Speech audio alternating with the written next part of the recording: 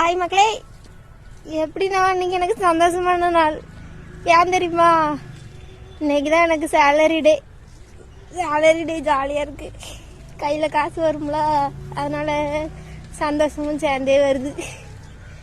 இந்த நான் நேற்று வச்சு விளாண்டுட்டு இருந்தோம்ல, இது சும்மா விளையாடுறதுக்கு மட்டுமே நம்ம யூஸ் பண்ண முடியாது.